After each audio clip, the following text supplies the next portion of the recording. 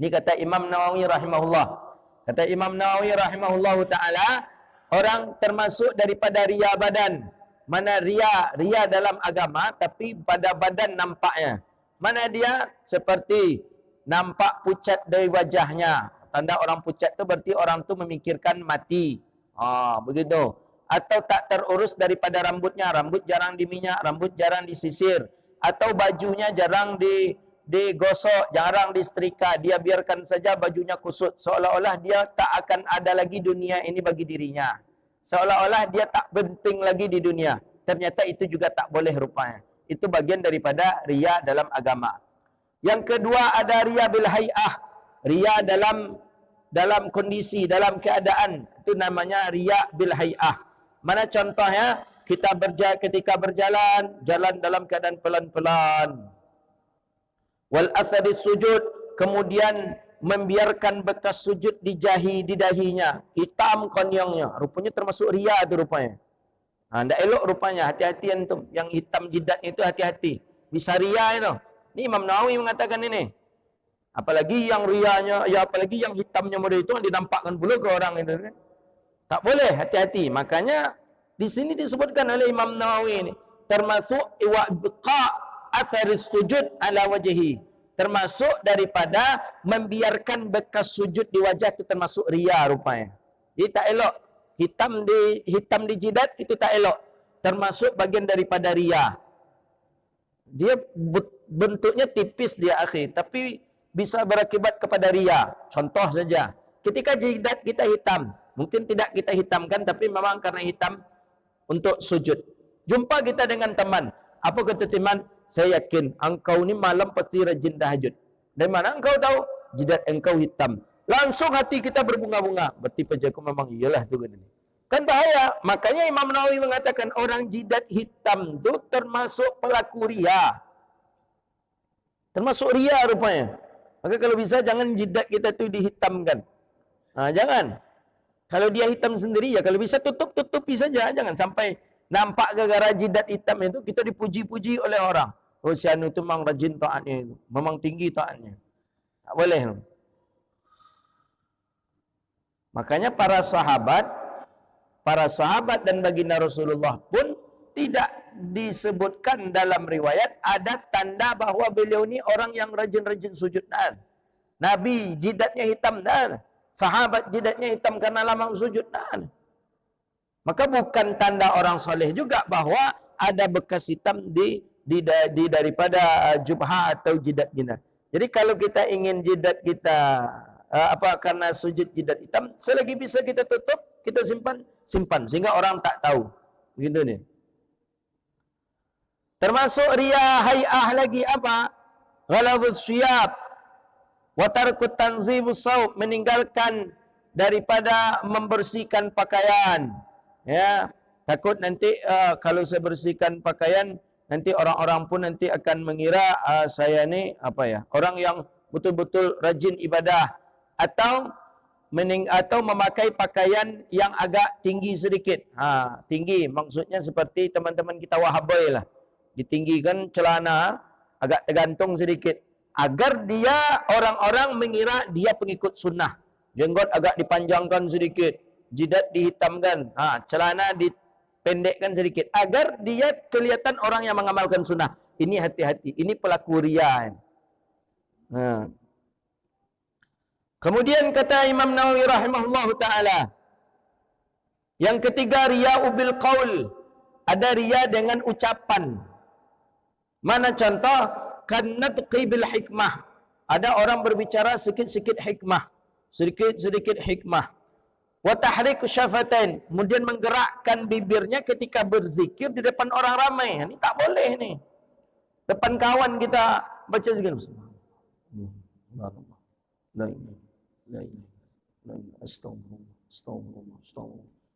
Tak elok. Cukup kalau bisa kita simpan saja. Kita saja yang mendengarnya. Ini kadang over pula, kita kadang baca pula depan kawan, kadang terganggu orang kadang kita. Kita tujuan kita membaca itu tu agar orang memuji kita. Mang Sianu kau rajin berzikir. Siap-siap salat dia berzikir. Ternyata tidak elok. Kalau ingin pun menggerakkan, jangan nampak sama orang, jangan terbunyi oleh orang. Ini kan Allahumma salli. Allahumma salli. Allahumma salli. Allahumma salli. Allahumma salli. Allahumma salli. Nak elok ria. Itu dia. Tahrik syafatain, menggerakkan bibir dengan berzikir di depan orang. Orang ada depan orang. Allahu Akbar, Allahu Akbar. Jangan, bahaya. Wal amru bil ma'rufi. Kemudian amrul bil ma'ruf, mengajak orang kepada kebaikan. Tapi mengajak orang kepada kebaikan ini sudah terlampau bersemangat. Hulu, tinggi semangatnya. Hati-hati, itu bisa dititipkan oleh penyakit riya. Kemudian izharul ghadabun 'alil munkar, menampakkan kemarahan dengan suatu kebatilan, kemungkaran. Tapi kita nampakkan marah kita seolah-olah orang memuji kita. Ini banyak nih biasanya akan kampanye, banyak nih biasanya nih. Partai-partai politik agak pro ke rakyat lah begitu dia. Jadi ketika ada masalah sedikit turun marah-marah. Oh ini buka. Kenapa kalian ni tak tahu ni berapa masyarakat yang mati gara-gara kalian. Dia ingin seolah-olah, ya, kalau bahasa kininya apa tu? Pencitraan. Begitulah ni. Kalau bahasa kininya pencitraan. Itu tak boleh. Ya, bahaya. Dalam pandangan Islam itu bagian daripada ar-riya. Riya, hati-hati tu. Pencitraan itu. Kalau memang biasa-biasa sajalah. Kalau kita nak amar ma'ruf, ajak orang kepada kebaikan. Kalau kita ingin nahi mungkar, ya larang orang daripada kemungkaran, tapi dengan cara. Ya, cara diantaranya tentu dengan cara kita mengajak orang dengan lunak lembut, memarahi orang dengan cara yang baik. Begitu ni ya. Ar-riya'u bil qawli, at-tahriku syafatain. Assalamualaikum. Salam.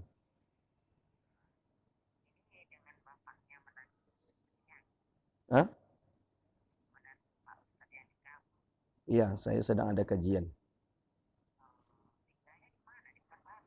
Iya.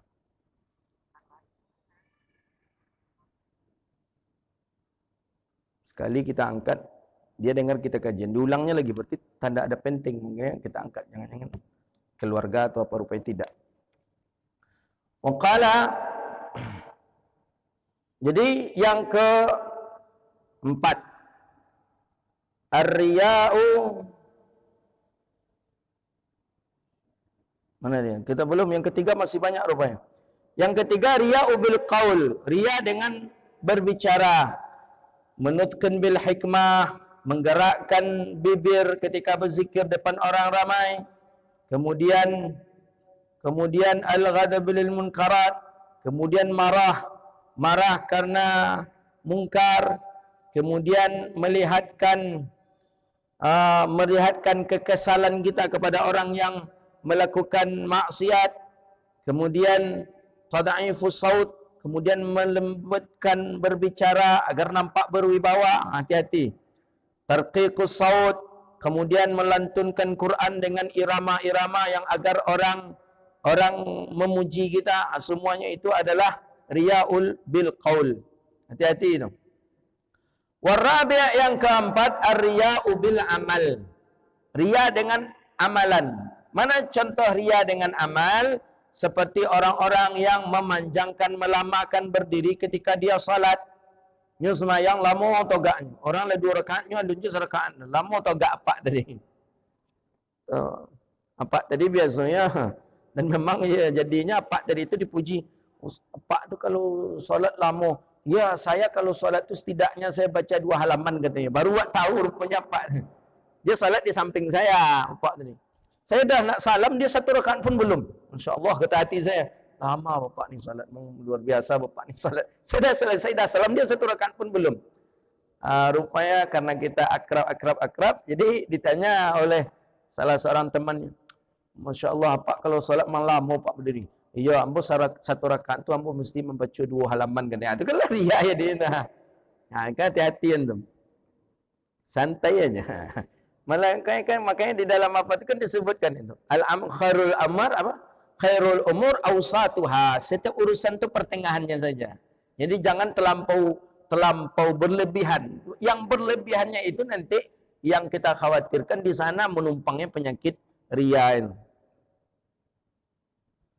Nah, seperti orang yang melamakan berdiri ketika salat, atau melamakan ketika sujud, atau melamakan ketika rukuk.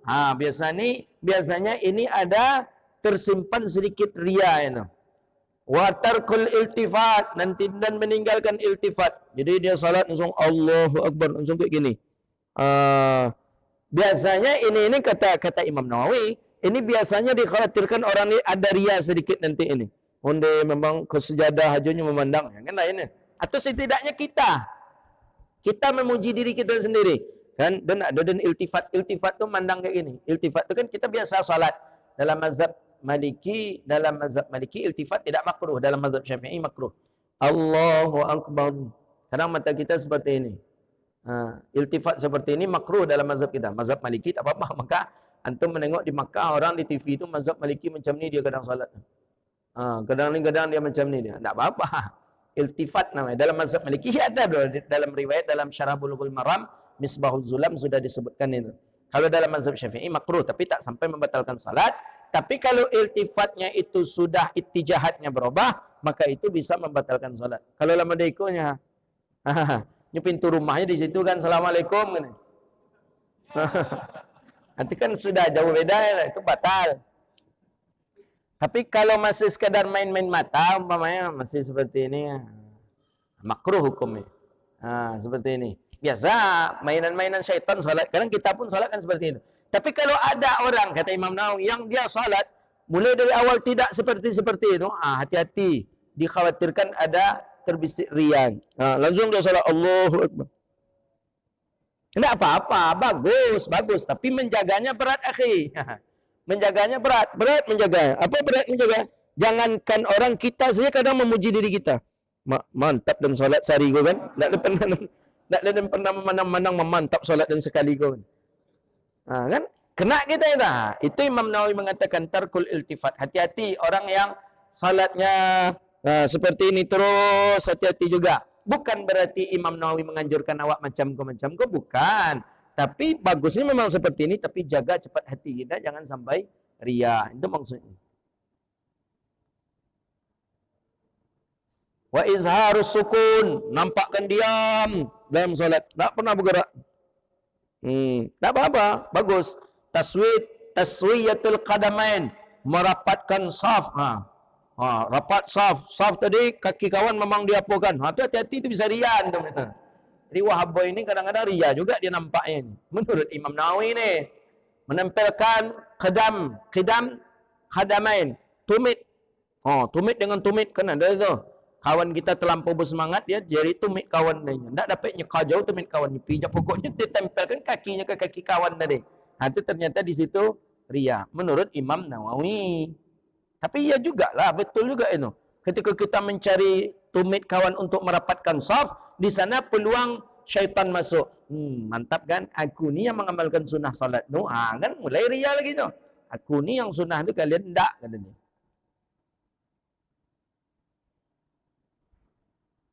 Wal yadain, kemudian meletakkan kedua tangan. Betul-betul.